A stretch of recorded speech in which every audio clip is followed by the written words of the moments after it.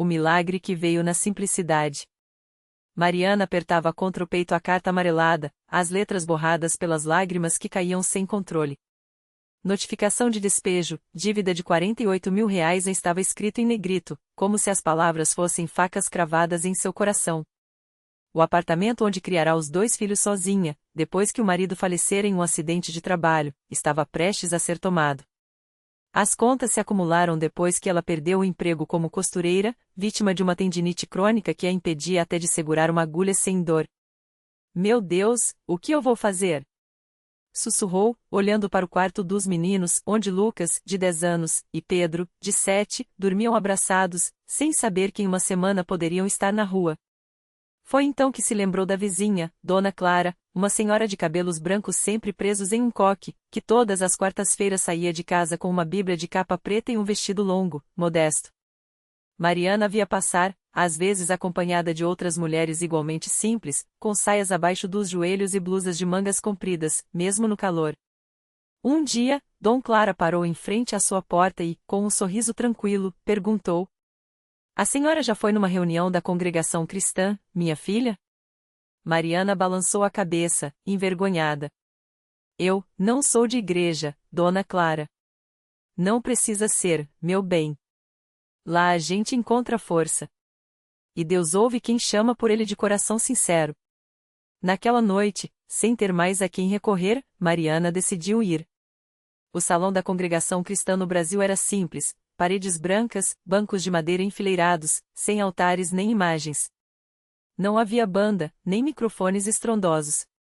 Só os irmãos e irmãs, homens de um lado, mulheres de outro, todos vestidos com recato, alguns com bíblias nas mãos. No centro, um ancião de barba grisalha e voz firme dirigia a reunião. "Vinde, exaltemos ao Senhor", entoou a assembleia, sem acompanhamento musical. As vozes se uniam em harmonia pura, como se cada nota saísse da alma. Mariana sentou-se no fundo, nervosa, as mãos trêmulas no colo. Nunca tinha visto algo tão diferente, não havia show, não havia palmas, não havia nada que chamasse atenção para si mesmo. Só Deus. Quando chegou a hora dos testemunhos, uma irmã se levantou, vestida de saia longa e lenço na cabeça, e contou como Deus a livrara de uma doença nos rins. Outro irmão, um homem simples, de mãos calejadas de trabalho, falou sobre como a oração salvou seu filho de um acidente. Mariana sentiu algo estremecer dentro dela. "Será que Deus pode me ouvir também?" pensou. Na oração final, o ancião pediu que quem tivesse um pedido especial se ajoelhasse. Mariana hesitou, mas então caiu de joelhos, as lágrimas escorrendo. Não sabia rezar direito, então só repetia: "Senhor, me ajuda. Eu não tenho mais ninguém."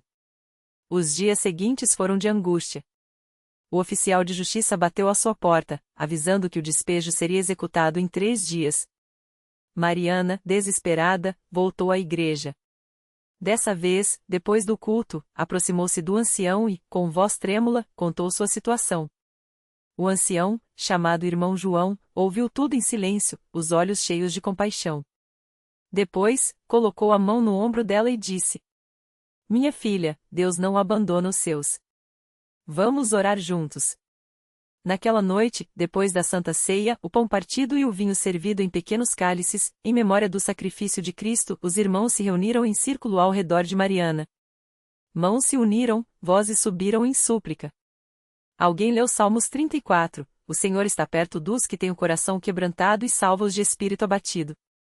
Mariana fechou os olhos e, pela primeira vez em meses, sentiu uma paz inexplicável. 2 dias antes do despejo, Mariana recebeu uma ligação do banco. Uma mulher, com voz séria, informou que sua dívida havia sido quitada por um doador anônimo. Ela quase desmaiou. "Como assim? Quem foi?" "Não podemos revelar, senhora. Mas está tudo resolvido. Seu nome está limpo." Mariana correu para a igreja, chorando. O ancião João sorriu, como se já soubesse. "Deus proveu, minha filha. Ele sempre prove." Mas o milagre não parou por aí. Na semana seguinte, durante o culto, uma irmã chamada Marta se aproximou dela. "Mariana, eu tenho uma prima que é dona de uma pequena confecção. Ela precisa de uma costureira experiente, e o trabalho é leve, sem pressão. Você topa? Era a resposta para sua tendinite. Um emprego onde poderia trabalhar no seu ritmo, sem dor.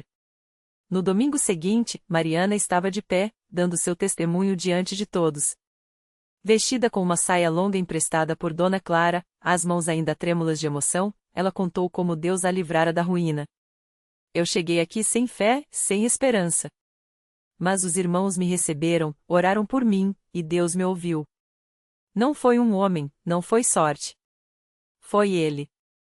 Quando terminou, o salão inteiro se levantou, e os irmãos, com simplicidade, disseram em uníssono: Glória a Deus! O tempo passou. Mariana foi batizada nas águas, mergulhada na piscina da igreja por irmão João, enquanto os irmãos cantavam hinos de gratidão. Seus filhos, que antes brincavam sozinhos no apartamento vazio, agora corriam pelo pátio da congregação, rodeados de pessoas que os tratavam como família. Uma tarde, enquanto ajudava a preparar o pão para a Santa Ceia, Mariana olhou para as próprias mãos, agora sem dor, e entendeu a lição que Deus lhe dera. Os maiores milagres não vêm com estrondo, nem com espetáculo. Vêm na simplicidade de um povo que crê, que ora, que vive sem ostentação, mas com um coração cheio de Deus. A congregação não tinha luxo, não tinha fama, mas tinha algo que o mundo não pode comprar: a presença real de Deus entre os seus. E ela, que chegara ali como uma viúva desesperada, agora sabia: onde há fé verdadeira, não há impossíveis. Mariana não imaginava que aquele seria apenas o começo de uma nova jornada. Poucos meses depois do milagre em suas mãos, enquanto participava de uma corrente de oração na igreja, o pastor fez um anúncio que mexeu com seu coração: Deus está chamando pessoas para servir no trabalho de evangelização. Quem sente esse chamado, vem à frente. Ela hesitou. Eu? Com meu passado de dor, com minhas dúvidas. Mas então lembrou das mãos saradas, dos filhos sorrindo, do pão que partilhava na Santa Ceia. Se Deus a havia restaurado, por que não usá-la para restaurar outros? Com lágrimas nos olhos, Mariana subiu ao altar. Não tinha formação teológica, não sabia pregar, mas tinha algo mais poderoso: um testemunho vivo. E foi assim que começou a visitar hospitais, levando não só palavras de fé, mas a mesma esperança que havia recebido. Um dia, em um quarto de UTI, conheceu Dona Rosa, uma senhora que há anos lutava contra uma doença degenerativa. Os médicos haviam desistido, a família já chorava a despedida. Mariana seguiu o exemplo que aprendeu na Universal, não ofereceu palavras vazias, mas orou com autoridade, como quem sabe que Deus ouve. Senhor, a senhora já viu o que o Senhor fez por mim? Minhas mãos estavam mortas, e hoje estão aqui para abençoar. Se o Senhor me deu vida nova, pode fazer o mesmo por Dona Rosa. 3 dias depois, os exames mostravam uma melhora inexplicável. Os médicos cochichavam sobre a remissão espontânea, mas Dona Rosa, com os olhos brilhando, dizia apenas: foi aquela moça da igreja. Ela trouxe Deus até aqui. A notícia se espalhou. Pessoas que antes passavam pela porta da Universal sem nem olhar, agora paravam para ouvir. Mariana não era pastora, não tinha títulos, mas seu testemunho atraía multidões. E ela entendia: o milagre não era dela, era de um Deus que escolhe os simples para confundir os sábios. Seus filhos, que antes perguntavam à mãe por que Deus tirou o papai, agora ajudavam a distribuir folhetos e oravam com ela antes de dormir. Porque Deus não tira, mãe. Ele dá de volta de um jeito que a gente nem imagina. Uma noite, enquanto a congregação cantava Glória a Deus nas alturas, Mariana olhou para o teto da igreja, simples, sem lustres de cristal, sem tapetes vermelhos, e sorriu. Ali não havia holofotes, nem câmeras, nem aplausos. Mas havia algo que nenhum palco do mundo poderia oferecer: a certeza de que, quando um povo se une em fé, até os impossíveis se curvam. E ela, que um dia entrou naquela porta arrastando os pés, agora saía com um propósito: mostrar ao mundo que milagres não são lendas. São realidades para quem crê. Mariana começou a compartilhar seu testemunho nas redes sociais, não com palavras bonitas ou edições elaboradas, mas com a verdade crua e o brilho nos olhos. Se Deus fez por mim, pode fazer por você também, dizia ela, enquanto postava fotos da casa que agora tinha móveis novos, do emprego que surgira quando menos esperava, das crianças sorrindo com uniformes escolares que chegaram por meio de uma campanha da igreja. Um dia, uma mulher chamada Regina a procurou após um culto. Eu vi seu vídeo. Meu marido também nos abandonou, e eu não sei mais como criar meus 2 filhos sozinha. Você acha que Deus pode me ajudar como ajudou você? Mariana segurou as mãos dela, ainda marcadas pelo trabalho duro, e respondeu com a mesma convicção que um dia salvou sua própria vida: não é se Deus pode. É quando Ele vai fazer. E você não vai esperar sozinha. Elas começaram a se encontrar toda semana na Universal, não só nos cultos, mas nos dias de jejum, nas reuniões de mulheres, nas campanhas de doação de cestas básicas. Regina, que chegará com olheiras e desespero, pouco a pouco foi recuperando a esperança. Seu filho mais velho, que antes faltava à escola para trabalhar como office boy, recebeu uma bolsa de estudos através de um projeto social da igreja. O menor, que tinha crises de asma, foi curado após uma oração no altar. Os médicos não encontraram mais nenhum vestígio da doença nos exames. Mas o milagre que mais marcou Mariana aconteceu em uma tarde de sábado, quando ela voltava da igreja com os filhos. No ponto de ônibus, um homem de terno surrado a abordou. Desculpe, a senhora não é a Mariana, que frequentava a Universal há uns anos atrás? Ela reconheceu aquele rosto imediatamente. Era o mesmo advogado que, anos antes, havia lhe dito que seu caso de pensão era perdido e que ela deveria se conformar. Agora, ele estava desempregado, com as mãos trêmulas e os olhos úmidos. Eu vi sua história na internet. Você realmente acreditou que Deus ia te dar tudo de volta? Mariana não hesitou. Não tudo. Ele me deu mais. E pode dar a você também. Vamos até a igreja agora? Dentro do templo, enquanto o pastor orava por ele, o homem chorou como uma criança.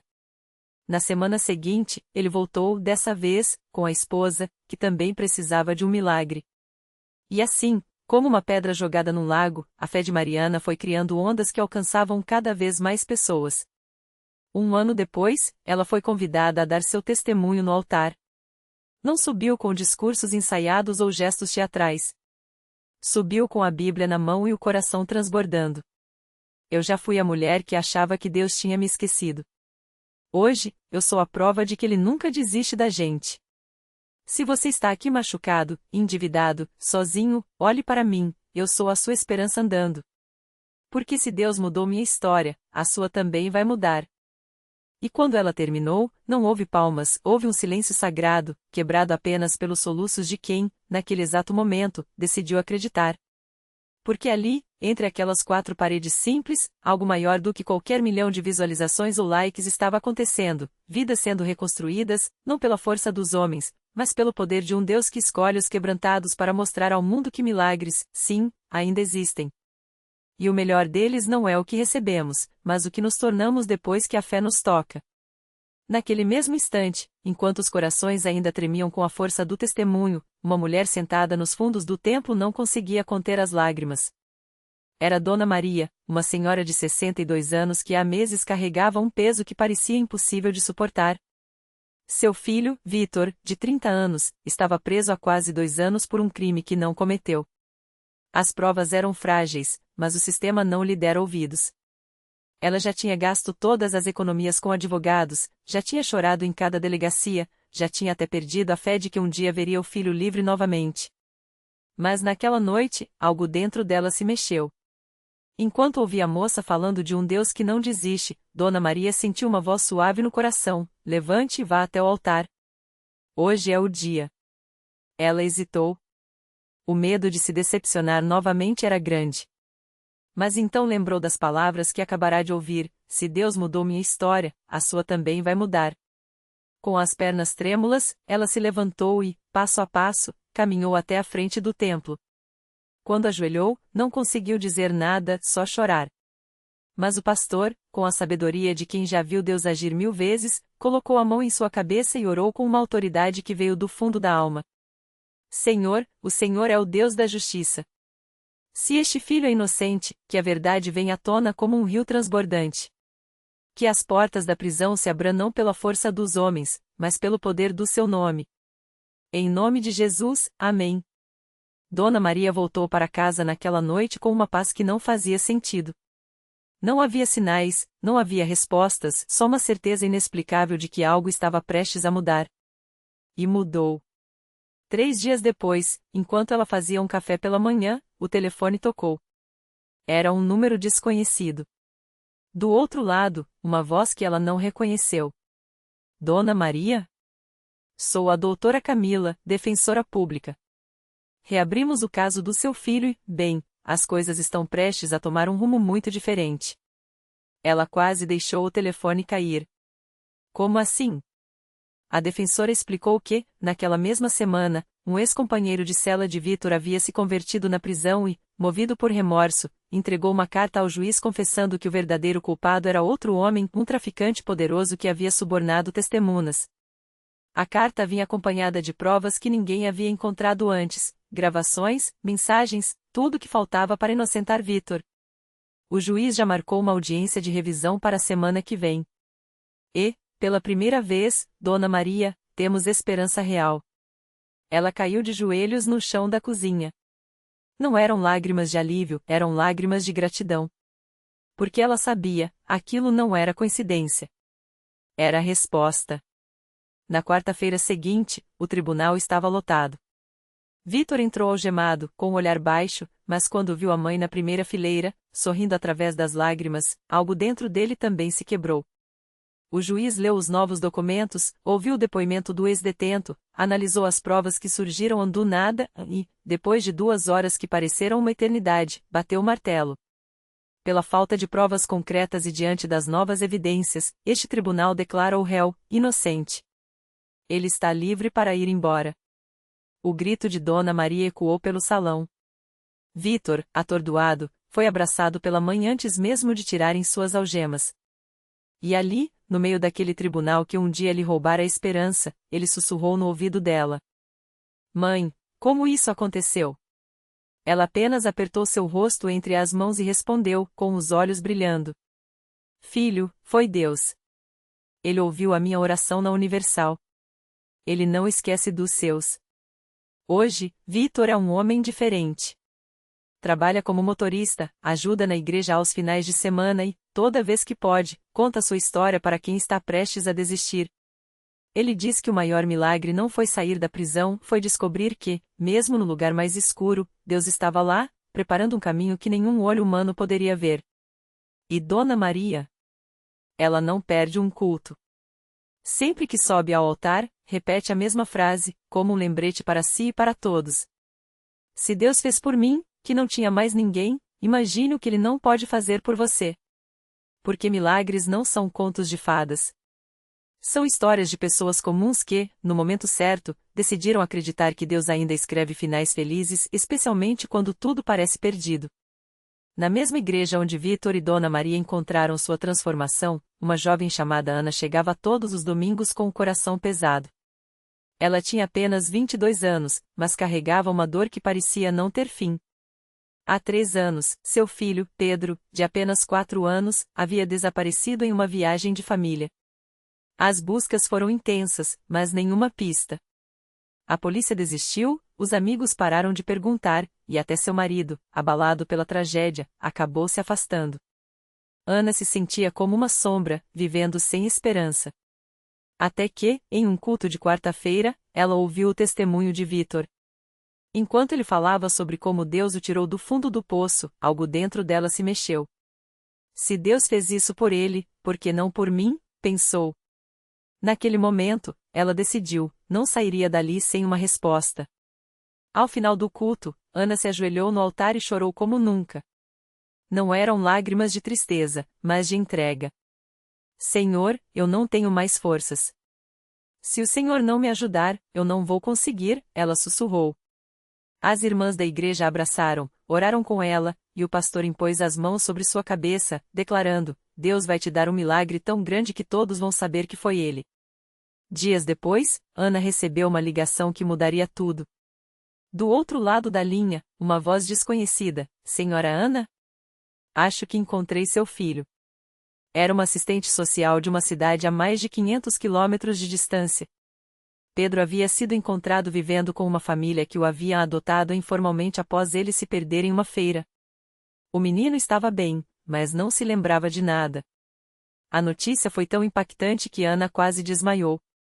Quando finalmente reencontrou Pedro, foi como se o tempo tivesse parado. Ele não a reconheceu de imediato, mas quando ela o abraçou e sussurrou seu nome, algo no olhar do menino brilhou.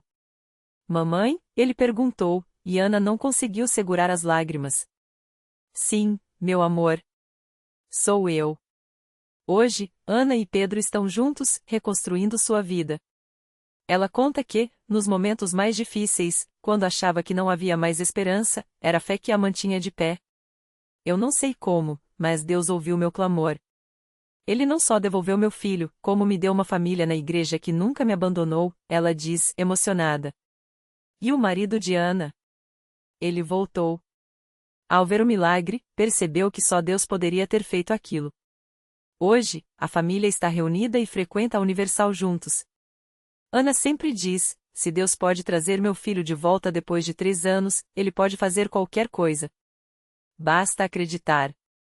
Porque na Universal, os milagres não são coincidências. São respostas de um Deus que não desiste de ninguém.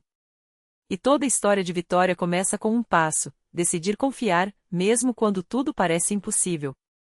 O milagre que não teve fim. O reencontro com Mateus não foi apenas um abraço apertado no meio da igreja, mas o início de uma restauração que só Deus poderia orquestrar. O menino, agora com 6 anos, não guardava lembranças do sequestro, mas carregava no sorriso a mesma doçura que Ana descrevia em suas noites de oração. Os exames médicos confirmaram, apesar dos 3 anos desaparecido, ele estava saudável, como se tivesse sido protegido por mãos invisíveis. Deus não só o trouxe de volta, como o guardou para mim, repetia Ana, beijando a testa do filho enquanto o marido, agora com lágrimas nos olhos, apertava a mão deles com força.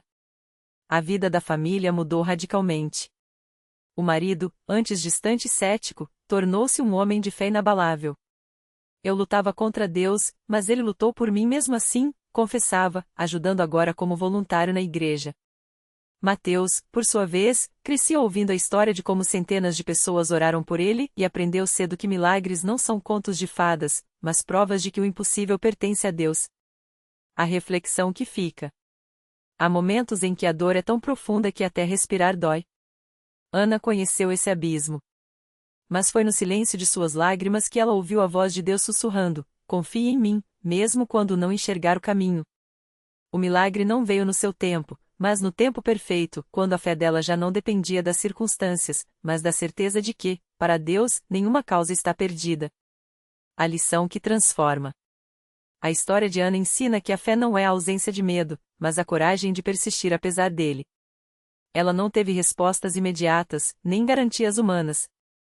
Teve, porém, algo mais poderoso, a decisão de não soltar a mão de Deus, mesmo quando o mundo dizia para desistir. Hoje, sua família é um testemunho vivo de que Deus não apenas restaura o que foi perdido, ele renova com propósito. Mateus não voltou por acaso, voltou para ser uma prova de que, onde há fé, até o deserto floresce. E assim, entre risos, orações e uma mesa sempre cheia, porque Ana insiste em alimentar quem passa necessidade, porque já sei como é sentir fome da alma, a família segue. Não como heróis de uma história acabada, mas como peregrinos que aprenderam. Os maiores milagres começam quando, no meio do nada, escolhemos acreditar no tudo de Deus. Porque para Deus, nenhum adeus o é definitivo. E nenhuma noite é tão longa que ele não possa transformá-la em aurora.